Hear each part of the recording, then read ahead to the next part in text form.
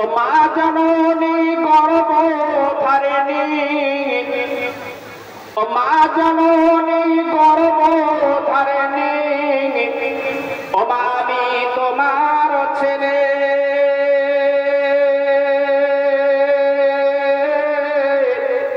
আরে 10 মাস 10 দিন গর্ভে রেখে ও মা কেমনে গেলে ভুলে। ও মা জননী গর্ভ ধারিণী, ও মা আমি তোমার ছেলে। আরে 10 মাস 10 দিন গর্ভে রেখে ও মা কেমনে গেলে ভুলে। এই রক্তের বাঁধনে অতি যতনে আমি মাকে ডেকেছি। আরে দুধের তেনাজ পাও না ও মা আমি বন্দিতে আছি। দাঁড়িয়ে গেলে বাবা আলীকে ডাক দিলেন, বাবা আলী, এ বাবা আলী গো, আজ তুমি কি বলতে পারো বাবা আলী? এই যে কবরটা দেখছো না, এই কবরটা হলো কার কি তুমি জানো? এই কবরটা ওই সময় আলী বলছেন, ইয়া রাসূলুল্লাহ, ইয়া হাবিবাল্লাহ, হুজুর আমি বলতে পারি না এই কবরটা কার। ইয়া রাসূলুল্লাহ আমি বলতে পারি না। আমার আপনার নবী, আখিরি জামানার নবী, বিশ্ব নবী হাবিবুল্লাহ জনাবে মুহাম্মদ রাসূলুল্লাহ সাল্লাল্লাহু আলাইহি ওয়াসাল্লাম, আমার নবীর চেহারাটা মলিন হয়ে গেল। আমার নবী ওই সময় চোখ দিয়ে টপ টপ টপ টপ করে পানি পড়ে। ও সোনার মানিক রে, আবু বকরকে ডাক দিয়ে বললেন, বাবা আবু বকর, এই কবরটা কার কি একটিবার কি বলতে পারো বাবা? আল্লাহর নবীকে বললেন, ইয়া রাসূলুল্লাহ, ইয়া হাবিবাল্লাহ, হুজুর এই কবরটা আমি তো বলতে পারি না। আল্লাহর নবী বললেন, বাবা যাও একটুখানি গ্রামগঞ্জে গিয়ে খোঁজ নিয়ে দেখো এই কবরটা কার বাবা। ওই সময় হযরত আলী একদিকে বেরিয়ে গেলে, হযরতে আবু বকর রাদিয়াল্লাহু তাআলা আনহু আমার নবীর শ্বশুর মশাই একদিকে বেরিয়ে গেলেন। হযরত ওসমানকে ডাক দিয়ে বললেন, বাবা ওসমান একটুখানি যাও বাবা, যাও বাবা যাও, আমি রাসূলুল্লাহ সইতে পারি না, যাও বাবা একটুখানি এগিয়ে যাও বাবা, এই কবরটা কার একটিবার কি বলতে পারো? সাহাবারা বেরিয়ে গেলেন, খুঁজতে খুঁজতে কোন সন্ধান কিছু পেলেন না, চলে আসে। আল্লাহর নবীকে লক্ষ্য করে বললেন, ইয়া রাসূলুল্লাহ, ইয়া হাবিবাল্লাহ, হুজুর এই কবরটা কার বলতে পারি না, কিন্তু এতটুকু কি ব্যাপার ইয়া রাসূলুল্লাহ একটিবার বলুন না। আল্লাহ নবী দাঁড়িয়ে আছেন। এই সময় হঠাৎ করে দেখা গেল একটা বুড়িমা মাজা কাটার ভাঙা একটা হাতে লাঠি নিয়ে টুক টুক টুক টুক করে হাঁটতে হাঁটতে আমার নবীর দিকে লক্ষ্য করে ওই সময় এসে হাজির হয়ে গেলেন।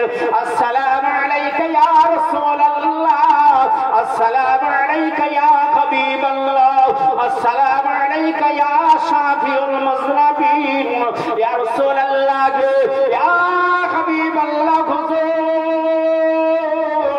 আপনি কি ব্যাপার এই জায়গায় কেন দাঁড়িয়ে আছেন? বুড়িমা বলছে, আল্লাহ নবী বলছেন, ওমা এই কবরটা কার আপনি কি বলতে পারেন? ও সোনার মানিকের, যেদিন মারা যাব কবরের জমিনে রেখে আসা হবে, এই সোনার দেহটা এই মাটির খোরাক বেড়ে যাবে। ও সোনার মানিকের, আর সেদিনে বিবি আমার সঙ্গে যাবে না, আমার গ্রামবাসী সঙ্গে যাবে না, আত্মীয় স্বজন সঙ্গে যাবে না, ওই দিনে পাড়া প্রতিবেশী কেউ সঙ্গে থাকবে না। এই সুন্দর দেহটা পোকার খোরাক পেরে যাবে, সুন্দর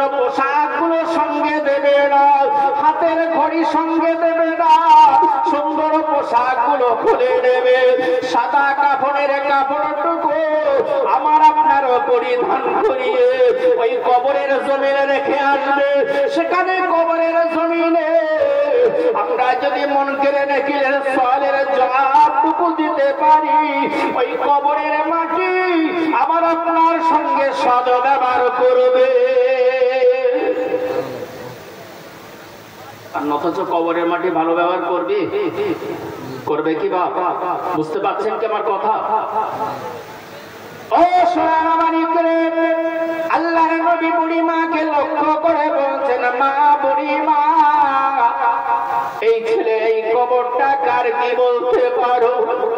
বুড়ি মা বলছে, ইয়া রাসূলুল্লাহ, ইয়া হাবিবাল্লাহ, হুজুর, এই কবরটা হলো আমার একমাত্র কলিজা টুকরা সন্তান, নয়নের পুতুলি, আমার দুনিয়ার জমিনে আমার আহা বলার মধ্যে কেহ নাই, আমার দুনিয়ার জমিনে আর কেহ নাই, একমাত্র এই কলিজা টুকরা নয়নের পুতুলি আমার এই সন্তান ছাড়া আর দ্বিতীয় আমার আরো কেউ ছিল না। আল্লাহ নবী বলছেন, ও মা, বুড়িমা, তাহলে এই ছেলেটা আপনার যখন দুনিয়ার জমিনে কতটা ভালো কাজ করেছে, কতটা খারাপ কাজ করেছে, একবার আমার সাথে একটু বায়ান করুন না মা। আল্লাহ নবীকে বলছেন, ইয়া রাসূলুল্লাহ, আপনি কি আমার কথা শুনবেন? আল্লাহ নবী বললেন, মা, আমি আপনার কথা শোনার জন্য আমি এখানে দাঁড়িয়ে আছি মা। আল্লাহর নবী দিন দুনিয়ার বাদশাহ, সাহাবা আপনার সাহাবাদেরকে নিয়ে দাঁড়িয়ে আছে, আশরায়ে মুবাশশারা 10 জন সাহাবী। আল্লাহ দুনিয়ার জমিন থেকে তাদেরকে বেহেশতের সার্টিফিকেট দিয়েছিলেন। তাই ওই সময়ে আপনার নবী আমার দাঁড়িয়ে আছে। বুড়ি মা বলছেন, ও ইয়া রাসূলুল্লাহ, যেদিনেতে আমার পেটে এই বাচ্চাটা, আমার পেটে যখন 3 মাস এসেছে, ওই সময় হুন্না লিবাসুল লাকুম ওয়া আনতুম লিবাসুল লাহুন্না, ইয়া রাসূলুল্লাহ, ইয়া হাবিবাল্লাহ, হুজুর, ওই দিনে আমার গায়ের পোশাক, ওই দিনে আমার গায়ের পোশাক আমার খুলে বেরিয়ে গিয়েছে। ওই দিনে আমার স্বামী দুনিয়ার জমিন থেকে চিরতরের মতো বিদায় নিয়ে চলে গিয়েছিল। ইয়া রাসূলুল্লাহ, ওই দিনে আমি চিন্তা করেছিলাম, আল্লাহ, আমার এই পেটেতে একটা বাচ্চা, আমি আর দুনিয়ার জমিনে আর দ্বিতীয় আর বিবাহ করব না, আমি আর দ্বিতীয় সংসার আর করব না। আমার এই বাচ্চাটা যেদিন ভূমিষ্ঠ হবে, আমি জনম দুঃখিনী মা, আমি 10 মাস 10 দিন পেটে ধরা মা, আমি জনম দুঃখিনী মা, আমি আর দুনিয়ায় সংসার করতে রাজি নয়। আমার এই বাচ্চার মুখের দিকে তাকিয়ে আমি আমার জীবনটা আমি এইভাবেই চালিয়ে দেব। ইয়া রাসূলুল্লাহ, ওই বাচ্চাটা যখন 10 মাস 10 দিন হলো, আমি ওই সময় আমার পেট থেকে আমার সন্তান দুনিয়ার জমিনে ভূমিষ্ঠ হয়েছে। ইয়া রাসূলুল্লাহ, আমার বাচ্চার মুখের দিকে তাকিয়ে আমি আমার সমস্ত আনন্দ সব কিছু আমি ভুলে গেছি।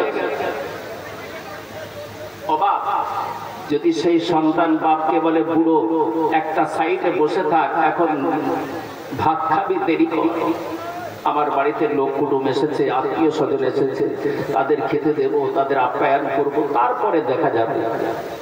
বুড়ো হয়ে গেলে বাড়ির একটা ভেজাল মতো তৈরি হয়। আপনাদের এদিকের মানুষ যথেষ্ট ভালো। বা ওই সময়ে বুড়ি মা বলছেন, ইয়া রাসূলুল্লাহ, ইয়া হাবিবাল্লাহ, হুজুর, সন্তানটা যেদিন ভূমিষ্ঠ হয়েছে, আমি তাকে নিয়ে আদর করি, সোহাগ করি। আল্লাহর নবী বলছেন, মা বুড়ি মা, তাহলে তারপরে কি হয়েছে মা বলুন না, আমি আপনার এই বিবরণগুলো একবার শুনতে চাই। ওই সময় বুড়ি মা বলছেন, ইয়া রাসূলুল্লাহ, ইয়া হাবিবাল্লাহ, হুজুর, আমার বাচ্চাটাকে নিয়ে আমি সারাটা দিন ইহুদি নাসারার বাড়ি কাজকর্ম করি, সন্ধ্যার সময় আমি ঘরে ফিরি, আমার বাচ্চাকে বুকে জড়িয়ে ধরে আমি আমার মুখে চুম্বন দিই, আমি আদর করি, সোহাগ করি, আমি আদর করি, সোহাগ করি আমার বাচ্চাটাকে বুকে নিয়ে, আমি সমস্ত কষ্টগুলো আমার নিবারণ হয়ে যায়। ইয়া রাসূলুল্লাহ, আমার বাচ্চাটা একটুখানি বড় হয়ে গেল, 1 বছর পার হয়ে গেল, 2 বছর পার হয়ে গেল, 3 বছর পার হয়ে গেল, এমন করে করে কয়েকটা বছর পার হয়ে যাওয়ার পরে আমার বাচ্চাটা বিয়ের উপযুক্ত যখন হয়, ইয়া রাসূলুল্লাহ, ওই সময় আমার ছেলেকে আমি বিবাহের জন্য একটা পাত্র যখন আমি যখন দেখলাম, ওই পাত্রীটা দেখার পরে আমার ছেলের সঙ্গে বিবাহ আমি দিয়ে দিলাম। আর বিবাহ দেওয়ার পরে ওই সময়ে হুন্না লিবাসুন লাকুম ওয়া আনতুম লিবাসুন লাহুন্না, স্বামী স্ত্রীর ভিতরে ইয়া রাসূলুল্লাহ আমি দেখি ওরা মনে মনে ওরা যখন হাসে, আমি মা আমার বড় আনন্দ হয়, আমি আমার স্বামীর আদর পাই না, আমি আমার স্বামীর আদর সোহাগ কিছুই পাই না। ইয়া রাসূলুল্লাহ, ওই সময় আমার ছেলে এবং তার স্ত্রী উভয়ে দুজনা শান্তি ভাবে থাকে, কিন্তু আমি মা, আমি জনম দুঃখিনী মা, আমি যেন বাড়ির একটা ভেজাল হয়ে গেছি। ইয়া রাসূলুল্লাহ, আমি যেন বাড়ির একটা ভেজাল মতো হয়ে গেছি। তাই কবি বলছেন, ও মা জননী গর্ভ ধারিণী, ও মা জননী গর্ভ ধারিণী, ও মা আমি তোমার ছেলে,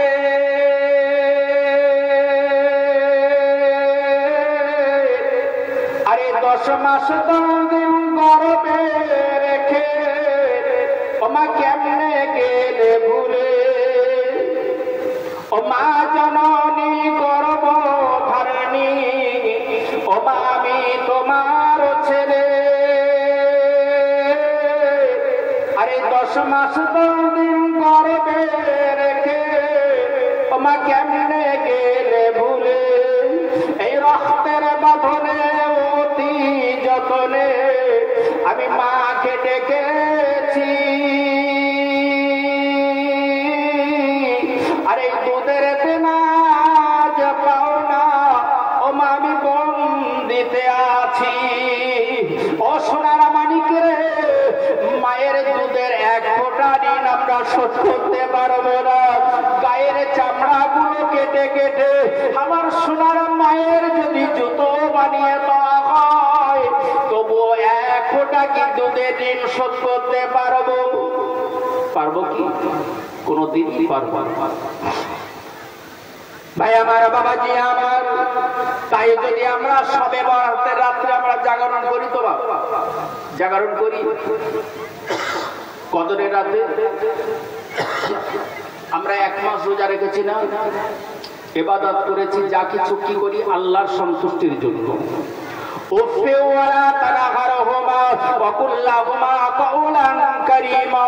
যদি আমরা জীবনে ইবাদত করেছি, আমরা জীবনে নামাজ পড়েছি, তাসবিহ তেলাওয়াত করেছি, আমরা দান খয়রাত করেছি বাবা, আজ যদি কলিজা টুকরা সন্তান একবার যদি এই বাপ মায়ের ভিতরে কষ্ট দেয় বাবা, আজ যদি আম্মা জান কিংবা আম্মা জান যদি একটিবার শব্দ করে, ভাই আমার জীবনের নামাজ গুলো, এই জীবনের ইবাদত গুলো, এই তাসবিহ তাহলিমা গুলো সব কিছু ছুড়ে আমার আল্লাহ মুখে মেরে দেবে, এর জীবনের ইবাদত কোনো কার কাজে লাগবে না। কপাল ঠুকে ঠুকে মাথায় কালো হয়ে গেছে কপাল, যদি আমরা বাপ মায়ের সাথে খারাপ ব্যবহার করি ইবাদত কোনো কাজে আসবে না। ও সোনার মানিকের, তাই আল্লাহর নবী বলছেন, ইয়া রাসূলুল্লাহ, যেদিনে আমার বেটার বিবাহ হয়ে গেল, ওই দিনে আমার বেটা আমার তারা স্বামী স্ত্রী আনন্দ করে, রাত যখন অধিক হয়ে যায়, আমি জনম দুঃখিনী মা, আমি 10 মাস 10 দিন পেটে ধরা মা, আমার আমার চোখে ঘুম আর আসে না। আমি মা ওই সময়ে আমি বারংবার ফেল ফেল করে তাকাই কখন আমার বেটা ঘরে আসবে, একবার মা বলে ডাকবে, আমি জনম দুঃখিনী মা, আমার কলিজাটা ঠান্ডা হয়ে যাবে। ওই সময়ে জনম দুঃখিনী মা একদিন বলছে বাবা রে, ওগো আমার কলিজা টুকরা সন্তান রে, ওগো আমার বেটা তুই যখন ঘরে ফিরিস বাবা একবার মা বলে ডাকবি বাবা। আমি ওই সময়ে তোর সারাটা পেয়ে আমি একটু বিছানায় ঘুমিয়ে যাব বাবা। কিন্তু ওই সময়ে জনম দুঃখিনী মাকে বলছে, এ বুড়ি শোন শোন, আর তোর অত ভাবতে হবে না, তুই তোর মতো ঘুমাবি। মেজাজ পাল্টে গেছে। একদিন দুদিন তিন দিন বৌমাকে একদিন দুটো একটা কথা বলেছে। রাতের বেলা ছেলে বাড়িতে এসে ঘরে ফিরে মাকে বলছে, আমি ঘরে থাকি না, সেই সময় আমার স্ত্রীর সঙ্গে তুমি সব সময় কাঠি দেওয়া দাবি করো, কুটকুট করো। ভাই যেই বলেছে সেই সময়ে মা দুটো একটা কথা বলার সাথে সাথে কলিজার টুকরা সন্তান যার জন্য জীবনটাকে মাটি করে ফেলেছে, সেই বেটা ওই দৌড়ে এসে মাকে লাথি মেরে জমিনের উপরে নিচে বারান্দা থেকে ফেলে দিয়েছে। দেওয়ার সাথে সাথে কোমরটা ভেঙে গিয়েছে। বলছে ইয়া রাসূলুল্লাহ, আমি সেই দিনে আমি জনম দুঃখিনী মা, আমি জমিনের উপরে পড়ে আমি আর উঠতে পারি না। ইয়া রাসূলুল্লাহ, ইয়া হাবিবাল্লাহ হুজুর, আমি জনম দুঃখিনী মা, আমার বেটা যখন লাথি মেরে ওই জমিনের উপরে ফেলে দিয়েছে, আমি ওই সময় আর হাঁটতে পারি না, আমি আর চলতে পারি না। ওই সময় সেখান থেকে আমি কি এমন বদদোয়া করব, আমি আল্লাহর কাছে ওই দিনে বলেছিলাম, আল্লাহ আমি আর বেটার জন্য কি এমন বদদোয়া করব, আল্লাহ কাল কিয়ামতের ময়দানে মহাশরের দিনে আল্লাহ সেদিনও তো আমি দেখতে পাবো। আল্লাহ আমার বেটা যেদিন মারা যাবে ওই দিনে আমার বেটার কঠিন আযাবে ওই কবরের জমিনে গ্রেফতার করে দেবে। মায়ের দোয়া কবুল হবে? হবে কি বাপের দোয়া? বাপের দোয়া কবুল হবে তো? মায়ের দোয়া কবুল হবে? ভাই যুবক ভাইয়েরা তো নেই, তো যুবক ভাইয়েরা মাইকের আওয়াজ যারা পাচ্ছে একটুখানি ঠান্ডা ব্রেনে কথাগুলো শুনুন। ওই সময়ে জনম দুঃখিনী মা যদি একবার যদি দোয়া করে আল্লাহর দরবারে, কারেন্টের মতো আল্লাহর দরবারে দোয়াটুকু কবুল হয়ে যায়। একবার জোরে বলুন সুবহানাল্লাহ। তাই ঘর থেকে যখন বাইর হবেন ওই সময়ে মাকে একবার বলবেন, মা আমি অমুক জায়গায় যাচ্ছি, ওই মা আপনার জন্য দোয়া করবে, আল্লাহ তোমাকে সুস্থভাবে জায়গায় পৌঁছে দিন, আবার সুস্থভাবে আল্লাহ যেন বাড়িতে ফিরিয়ে নিয়ে আসেন। মায়ের দোয়াটুকু আমার আল্লাহর দরবারে কারেন্টের মতো কবুল হয়ে যাবে। একবারে জোরে বলুন সুবহানাল্লাহ। একটু তাকবীরের আওয়াজ দেন, নারে তাকবীর। একটু জোরে বলুন না, নারে তাকবীর, নারে তাকবীর।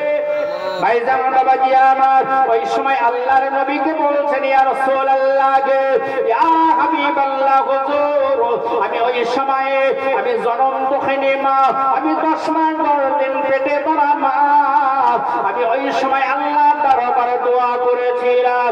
ওই দোয়াটুকু আমি দোয়া করে তারপরে চলে এসেছিলাম। ভাই আমার বাবাজি আমার, আল্লাহর নবী বলছেন, মাগো আপনার বেটা, আপনার কলিজা টুকরা সন্তান এই কবরের ভিতরে কঠিন আযাবে গ্রেফতার হয়ে আছে মা, একবার আপনি আপনার বেটাকে ক্ষমা করে দিন। ভাই আমার, যদি আজকে চোখে না দেখতে পারি, পাই যদি, তাহলে বিশ্বাস হবে কিছু হবে? আমি যদি দেখি এই জায়গায় কোনো মানুষের কিছু হয়েছে, চোখে দেখে যতটা কষ্ট হবে, আর যদি কানে শুনি অতটা কষ্ট হবে? হবে। তাই ওই সময়ে জনম দুঃখিনী মা মাকে আল্লাহর নবী বলছেন, ইয়া রাসূলুল্লাহ, আল্লাহর নবী বলছেন, মাগো আপনি একটিবার আপনার বেটাকে ক্ষমা করে দিন, আপনি যদি ক্ষমা না করেন আল্লাহ কবরের আযাব থেকে মাফ করবেন। বুড়িমা বলছেন, ইয়া রাসূলুল্লাহ, আমার জীবন যে কটা দিন বেঁচে থাকি আমি আপনার কদমে জীবনটাকে লুটিয়ে দেব, কিন্তু আমি আমার সেখান থেকে আর হাঁটতে পারি না ইয়া রাসূলুল্লাহ, আমি সেখান থেকে আর চলতে পারি, আমি কেমন করে ক্ষমা করব, আমি ক্ষমা করতে পারি। আল্লাহর নবী এই সময় আল্লাহর দরবারে হাত উঠিয়ে, আল্লাহর দরবারে হাত উঠিয়ে চোখের পানি ফেলিয়ে কাঁদে, আল্লাহ দরবারে চোখের পানি ফেলিয়ে কাঁদে। আমার আল্লাহর কাছে বলেন, আল্লাহ এই বুড়িমার 3 নাম্বার চোখটাকে, এই বুড়িমার 3 নাম্বার চোখটাকে আল্লাহ জীবিত বানিয়ে দিন। ওই সময় দোয়া করার সাথে সাথে আমার আল্লাহ ওই বুড়িমার 3 নাম্বার চোখটাকে জীবিত বানিয়ে দিয়েছে। একবারে জোরে বলুন সুবহানাল্লাহ। 3 নাম্বার চোখটা যখন জীবিত হয়ে গেছে, অন্তরের চোখটা, ওই সময় আমরা কবর জিয়ারত করি, সবাই কবরের ধারে গিয়ে বাপ মায়ের জন্য কাঁদি।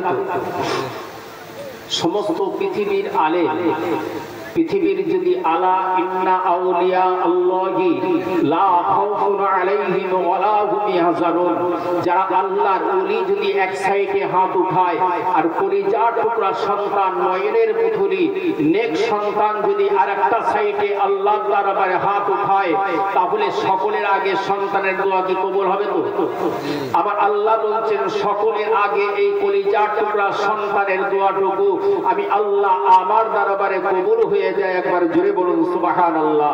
ঠিক তদ্রুপ মায়ের দোয়া আল্লাহর দরবারে এইভাবে কবুল হয়। ভাই ওই সময়ে আল্লাহর নবীকে বলছেন, ইয়া রাসূলুল্লাহ, ইয়া হাবিবাল্লাহ, হুজুর আপনি যখন দোয়া করেছেন আমার অন্তরের চোখটা খুলে গিয়েছে, আমি কবরের জমিনটা দেখতে পাচ্ছি। কবরের জমিনে লক্ষ্য করে দেখে, ওই সময় দেখা গেল নিজের কলিজার টুকরা সন্তান, নয়নের পুতুলি, এই বেটার পাটা ঝুলানো উপর দিকে আর মাথাটা নিচের দিকে। ওই সময়ে বেটার গায়ের চামড়া গুলো ছাড়ানো, এই গায়ের চামড়া গুলো ছাড়ানো, গায়ের চামড়া ছাড়ানোর পরে ভাই আমার ছাগলের চামড়া, গরুর চামড়া ছাড়ানোর পরে উপর দিয়ে একটা রক্তর ঝরা ঝরঝর করে ঝরে। ওই সময় বেটার গা দিয়ে এই রক্ত ঝরঝর করে ঝরে। আল্লাহর নবী দাঁড়িয়ে আছে আর বুড়িমা দাঁড়িয়ে দেখছে, আর দেখে আপনার বুড়িমা ওই সময় চিৎকার দিয়ে, ইয়া রাসূলুল্লাহ, ইয়া হাবিবাল্লাহ, হুজুর কবরের জমিনে কি আযাব, একই শাস্তি, ইয়া রাসূলুল্লাহ আজকে আমি সহ্য করতে পারি না, আমি জনম দুঃখিনী, আমি মানি সইতে পারি না। আল্লাহ নবী বললেন, মাগো আপনি যদি ক্ষমা না করেন না, আপনি যদি একবার ক্ষমা না করেন না, আমি যাই দোয়া করি না কেন আমার আল্লাহ ক্ষমা করবে না। এই বলার সাথে সাথে বুড়িমা জমিনের উপরে এই চিৎকার দিয়ে পড়ে, ওই সময় আল্লাহ দরবারে হাত উঠিয়ে চোখের পানি ফেলিয়ে কাঁদে, আমার আল্লাহ আমি জনম দুঃখিনী মা, আমি জনম দুঃখিনী মা, আমি 10 মাস 10 দিন পেটে ধরাবো, আমি সইতে পারি না। আল্লাহ আমার বেটার কবরের আযাব থেকে আল্লাহ মাফ করে দিন। একবার জোরে বলবেন না? একটু জোরে বলুন না সুবহানাল্লাহ।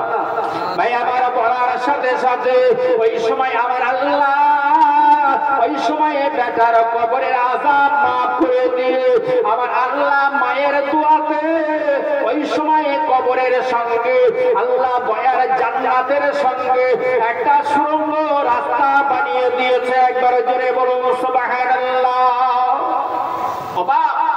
আমরা ঈদের দিনে বাপ মায়ের পায়ে হাত দিয়ে সালাম করি তো করা হয়। এদিকে ঈদের ময়দানে যাওয়ার আগে বাপ এবং মায়ের পায়ে হাত দিয়ে সালাম করা হয়। এদিকে করে কি বাপ? আচ্ছা, সালাম আমরা অনেক সময় পীরের দরবারে গিয়ে মানুষ কিন্তু মাথা নিচু করে পড়ে যায়, কিন্তু মাথা নিচু করে সালাম করা যাবে কি? সিজদা একমাত্র কাকে করতে হবে? একমাত্র মহান আল্লাহ। কি বাপ মায়ের পায়ে হাত দিয়ে সালাম করা যাবে? যাবে কি? একটু বলুন, আওয়াজ দেন, হ্যাঁ কি না? করা যাবে তো? বাপ মায়ের পায়ে হাত দিয়ে সালাম করা যাবে, কিন্তু আপনার মাথাটা হ্যাক করলে হবে না, সিজদা যেন না হয়। আপনি বসে আপনি সালাম করুন। আল্লাহ বলছেন, আল্লাহ নবী বলছেন যে দ্বিতীয় যদি আমার আল্লাহ ব্যতীত দ্বিতীয় যদি কাউকে সিজদা করতে হতো তাহলে বাপ মায়ের পায়ে সিজদা করার অনুমতি দিতেন। তাই আল্লাহ ব্যতীত দ্বিতীয় কাউকে সিজদা করা আর যাবে না। আমরা নামাজে কটা সিজদা দিই?